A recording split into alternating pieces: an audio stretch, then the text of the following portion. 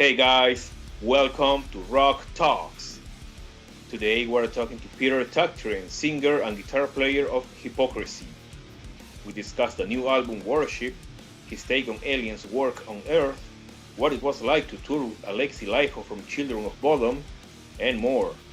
If you like this interview, please give me a thumbs up, leave a comment, and share the video with all your friends. Also, very important, please don't forget to subscribe and hit the bell.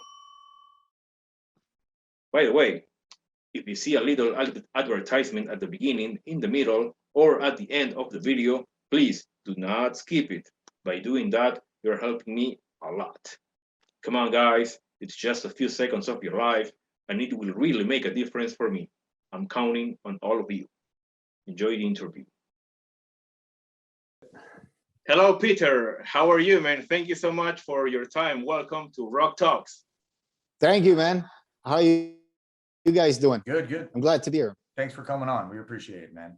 Thank you very much. I know you're a busy man, so thank you. Yeah, you know how it is when you're done with an album. You have to shove it down people's throat, you know? And that's what I'm trying to do now. Awesome. Oh, by the way, hi, Anthony. How are you, man? Good, Mr. Pierre. How are you doing, buddy? Doing great. Thank you so much for your time and doing this with me. Of course, of course.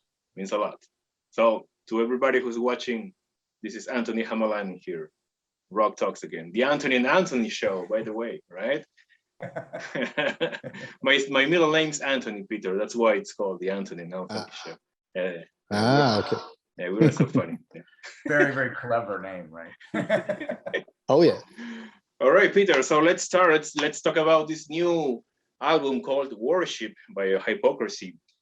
Please tell me, why did you guys take so long for this new studio album? Like, I think it's 8 years since the last one and this one, right? Yeah, for sure. I don't know. I've been busy with everything else after. I mean, when we did End of Disclosure, we toured a lot, a lot. So I guess it kind of grew on us to stay away from each other for a while.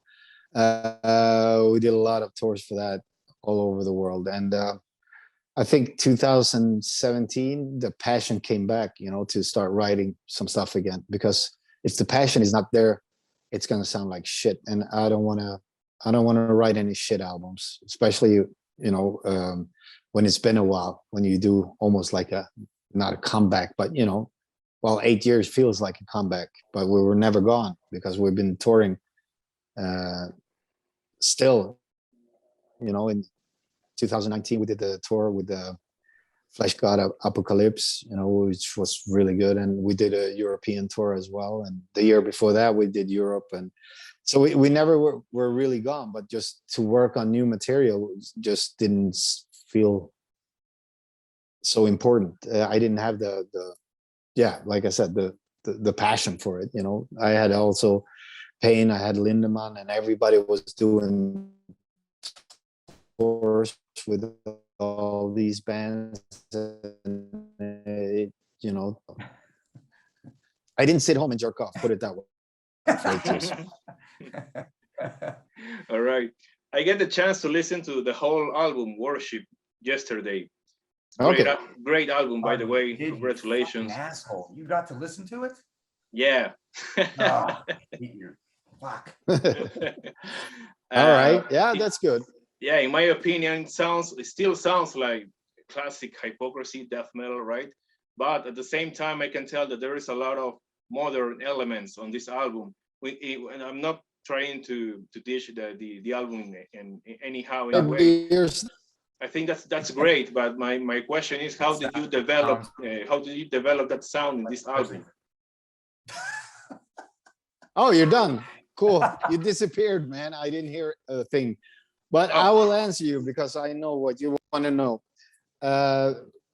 It sounds Hypocrisy, yeah, because I think we found our ingredients to make Hypocrisy songs. I think it takes a long time to develop your style. I mean, we started off with the two first albums, more pure death metal. The third album, we started fucking around with keyboards and slower songs and things like that. And so on and so on. So I think we kind of found our formula to write songs. I don't want to change the Hypocrisy style or anything. I just want to make better songs. Just like when you would hear Iron Maiden song, for example. Sorry. You know, you don't want Iron Maiden to sound like AC/DC or the opposite. You know, you want them to sound what they sound. And the main aim right now for this album was just to write songs. Great answer. You don't want to be AC/DC all over and over again. I totally agree. Hey, Peter, whose idea was it to actually do all the slow songs in the beginning?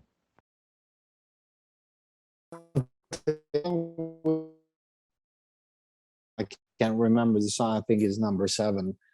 I wrote that, Okay. and but no, Is that Apocalypse? Probably something like this, maybe. Like, no, that was on the 3rd album. oh, okay. Yeah, I wrote that. And Michael wrote this bass line on that, but the rest I wrote. Okay. So That's awesome. no, I think I started with this slow stuff, and it was just an experiment through the whole 90s to find what the hell you were looking for, not what fans were looking for. It was more what we were trying to look for. So it took a while to find it, and when we finally found it, we did 180 and did Catch 22, and it shocked people. I love that record. I just love it I too. think that album's awesome. I thought It has a awesome. lot of attitude, man. I love that. And that's what I like. I was really snare pissed like at that. the You world. fucked with the snare, you did everything. You just said fuck you. It was awesome. Yeah, and you know, Lars Ulrich borrowed it on Saint Anger, but he I loved overtweaked it. I thought it was think, heavy you know. as fuck. It was a different. That's what I always just didn't understand. I would never hear myself or anybody going, "Why? Wow, they change it." I love the fact that every album, I know you're going to do something different. I know Yeah. it. You're going to throw in something. That's Yeah, really yeah. cool. And it was Wow. needed to ventilate on that one. That's The awesome. world sucked, and I hated everything and everybody. So, and I think thereof the lyrics and the sound and everything became more punkish and stuff. And I think a lot of bands in their 30 years career or even more has one of these albums that doesn't really sound like you. And I think it's just something you have in yourself. I hated that shit when it came out, but today is one of my favorite albums. So, you know, things changed. It was the same thing on Abducted when we put in these 2 slow songs. I couldn't believe we did it, but the other guys One thought it of was my good. favorite songs is The And, Abyss. The song The Abyss. That song's Oh, incredible. cool. It's incredible. Thank you. I That even was like the the first- old version from the Yeah.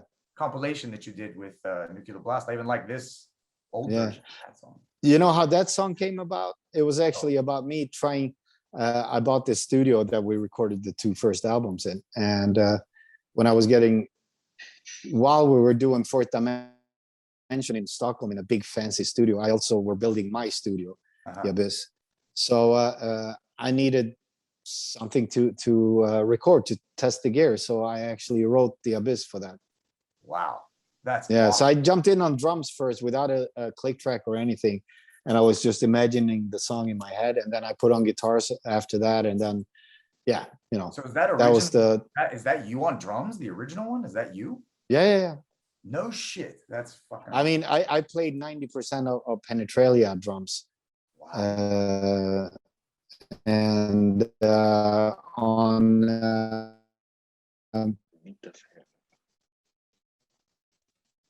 And on the album, I played drums on half of the songs, I think, you know. So Lars was a good riff master, you know, so sometimes he wrote riffs that I couldn't play. so he had to play the song, the riffs on certain songs, and there was some stuff that I wanted on the drums that he couldn't play, so I had to jump in and play it. So it was a mutual thing. So that's what I was kind of asking, is that how the Abyss project, the band, the black metal project you had, is that how that came about? You guys were just always switching the instruments, like it seemed on this. No, mainly it was because we were influenced by the early 80s black metal, you know, the more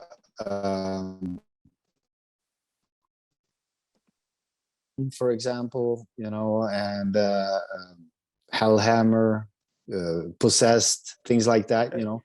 And we were more influenced by that than more technical black metal. So we didn't want to change Hypocrisy into a black metal band. So we just did it on the side just to ventilate. There were some amazing riffs on that, man. I wish you would have put it in Hypocrisy. Some of the parts, I'm like, dude, this would have worked, man. This Yeah, now you can pick out the parts and do that. But at that time, I mean, the main songwriters for that was Lars and Michael, you know, on the Abyss songs. I was sitting mainly behind the drums and we're trying things, and we had a good time. We were very creative at that time, you know, in the 94 to 98, 99 there. We were very creative. awesome. So Peter, please let's go back to Worship. Could you please explain the artwork of the album? Because I can see some aliens, some spaceships, and in the middle of Mexico, you know, it's kind of weird. Yeah. I had this idea when I was in a hotel in, I think it was LA or something like that, in 2017 or 18. I start fantasizing about the new Hypocrisy, and then everything comes at the same time, you know, anything from production to songs to cover for the album. And I was actually writing this, drawing this idea on a piece of napkin beside my bed I had, and tried to develop it with this, and then the crosses and things. And then I went to Gerardo from Nuclear Blast, and I asked him if he could help me develop this idea. So he brought in some people could get my vision into on paper, so to say, you know. And I guess Blake did a really good job, you know, coming up with this. So it was everything I asked for sure. It reminded me a little bit of the Predator versus Alien of kind of concept, you know. Yeah, it could be as well. Yeah, that was really cool. For me, it's more or less that they're coming back to collect us and beat the fuck out of us. That's what they would, you know, they planted us on this earth as an experiment, and they see how it goes. You know, that's why we're never getting out in space, because who wants us in space? You know, we're fucking lunatics. It's like Spaceballs, you know. It's weird because I think you're correct on this, and that's why they pulled the brake on our brains, so we can't be too smart. You know, that's why we don't have a pineal gland that's working, and that's why we only using so much of our brain capacity. You know, because I think if we are created by them, that's why we continue to look up there at the stars and continue to try to find a way. It's like, I mean, if you listen to ancient stories and stuff like that, there's always something from the sky. But I think there's a lot of things inside the earth as well. I think that the earth is like a honeycomb, full with like small fucking chambers, but they don't have to be small. They can be huge. I mean, there's so many stories about all kinds of stuff. You know, they live underwater, they live inside the earth, they live inside the moon. The moon is only a satellite, blah, blah, blah. You know, all this shit. You know, you have to take everything in consideration, what makes sense and what doesn't. Right. And sometimes things that doesn't make sense will show sooner or later that it's actually really true. So we'll see what will come up. Pretty awesome. So are there any or some songs on this new album related to the album cover, this whole concept of aliens? Yeah, the first song. Yeah, Worship. The main song is about that. It's about the cover, what you see on the cover, actually. All right. And what can you say about the lyrics on Chemical Whore, your first single?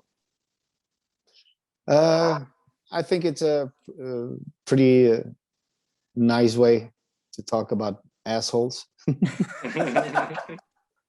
I would say.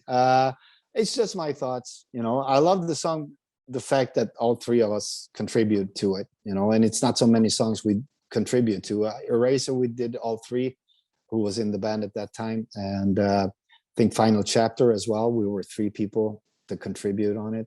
So it's not many of those songs that are contributed by all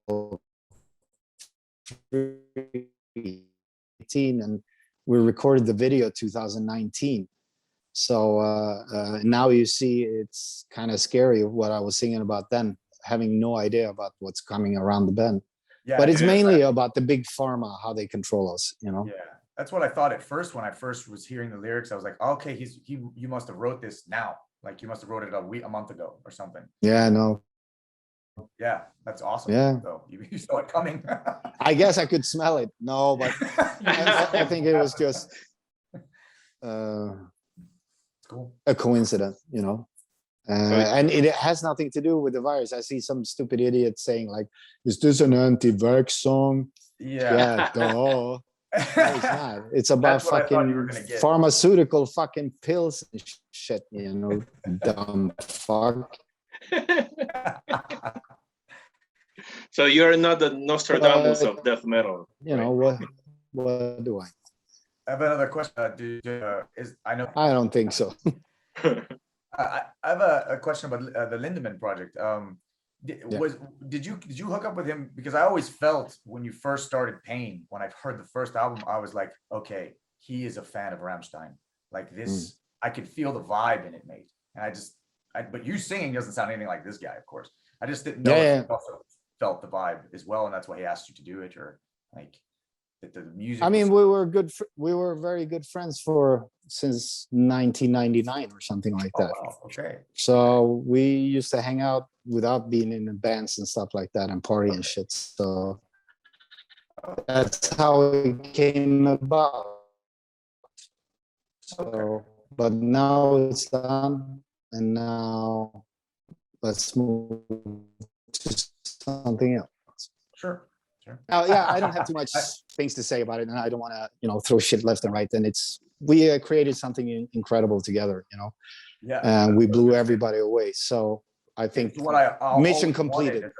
As a Pain fan, to hear him sing on a song with you like that, and it was when I saw that this happened, I go, oh my god, I must be I'm psychic or something, because it just felt like this should be together, this marriage, musically at least. And it did. It was fun when it was working. So Peter, what can you say about the upcoming tours for Hypocrisy? We're gonna announce North American tour in a couple of weeks, I think, for the spring. So we're ready to fucking rock, and we hope this pandemic will not peak now when everybody opened up for concerts and sports events and stuff like that, where there's a lot of people around. So I hope it will be, flat line, so it doesn't develop into madness again. So they pull the brake on us. So is this a headline tour or co-headline? No, it's headline. I mean, we're too old for opening up now. We need to go out and play, at least for 1.5 hours. I don't mind opening up for a bigger band. We opened up actually for Amon Amarth in Europe in December 2019. It was great, because we didn't have an album out, and we just wanted to keep us alive, so to say, for the fans and stuff like that. And it was great. So, but I think for us now, it's more important to go out and do our headline shit, 1.5 hours, close to 2 hours, playing a lot of songs. We have 13 albums out. What the fuck? We can't play for 40 minutes. It doesn't make sense. That's an intro of an album, kind of. Yeah. People expect way more from you for sure now. Yeah, so we will definitely go back, because the last tour we did, with Flesh God, it was the most successful tour we've done as a headliner in America, for example. So we definitely need to come back and improve ourselves and try to make something bigger out of it. I live in America, so I can tell you that it's opening up, man. There's a lot of tours coming, and I'm going to see. Yeah, I see it also. I see it a lot. I think you'll be fine. Stay in your bubble, and you'll be fine. Yeah, we'll see. I mean, I saw Korn had problems. One day one had the virus, and he had to sit out for a few days, and then the next one. I mean, it is hard to keep everybody, including the crew, the band, and everybody around you, not getting it. Even since this vaccine it doesn't kill you, they say, but you still get it. So. It's up to people if they want to do the vaccine or not, but that's how it is. Do you plan to play some songs from this new album, like 4 or 5 songs at least, on this upcoming tour? I think so. I mean, we usually do when we go out on a headline tour. We play 4 or 5 songs of the new album, and for the first headline. And then afterwards, during the summers and stuff, when you do festivals, you play maybe 1 or 2 of them. Also, we need to find out what people like best on the albums. So that will give us a clue what we should play. Not the singles that we're releasing now with videos and stuff. Doesn't really give us a clue. It's more when people listen to it for a while, they're gonna tell you their favorite songs, and that's how we're gonna write our set list by. Please play Fusion Program Minds. I never hear you play it. I would love to hear that. Yeah, why not? I mean, we're gonna bring up some old shit as well that we didn't play for a while or never played. That's for awesome. sure. That would be awesome. That's cool. Yeah. Anything else, Pierre? I don't know. It's all yours, man. Go nuts. The last thing I just had was I met you some years ago. I was really good friends with Alexi Laiho, and Okay. yeah, it was in 2003 when you were opening for them, or Dimmu Borgir or whatever. Yeah. Sharing the bus, and I just always remember that they were making a lot of fun of me because you were the first person I was starstruck by, and and they were shitting on me for being so quiet when you were in the room. Okay. That was a crazy fucking tour, man. Oh shit, cool. Yeah. Really Big nice, time. man. Big Thank time. you. So yeah, Thank you. thank you. So yeah, that was they said that the tour was incredible, even because I was living in Arizona then, and they were just saying so fun to be on a bus with you guys, and yeah, we had a really good time. I mean, we brought them along on the first tour they ever did in Europe, 1997, I think it was. Is it true? Henka told me that they slept in different bunks and shit. Like every oh night. Man, they were everywhere, man. They had no fucking clues. It was like, what the fuck are you guys doing? Yeah. It was funny as hell. We had a really great time, and me and Alexi was friends since that. You know, we were buddies, brothers. We were at a record store, he and I, and we were just looking through CDs, and your section came up, and the only thing I didn't have from you was Wacken Live. And okay. And I said, have you heard this? Is it any good? And he goes, I was there. And I was like, he goes, I got kicked off the side of the stage during your performance because he was so wasted. And he got, is that true? Because he told me, I'm not sure it's true, but I was like, dude, it's true. What are you doing? That's how it is sometimes. You know, when you go on festivals, you're done playing, then open everything you have in your fucking backstage, you know, and drink it. But I'm like, bro, you got kicked out by security at a festival you're playing on. I'm like, dude, come on, bro. It's normal. You should have seen Hypocrisy, and I think it was the same time as this festival on Destroys Wacken album. Yeah, I think after we play, the day before, and we got shit faced, and we got thrown out by the guards as well. We were fighting with them, and it was Germans horrible. don't fuck around, dude. Germans don't fuck around. Fuck no, man. They were pretty pissed at us. The only thing that saved us was the passes, you know, otherwise they would have fucking batoned us to the space, you know. Oh my God, yeah.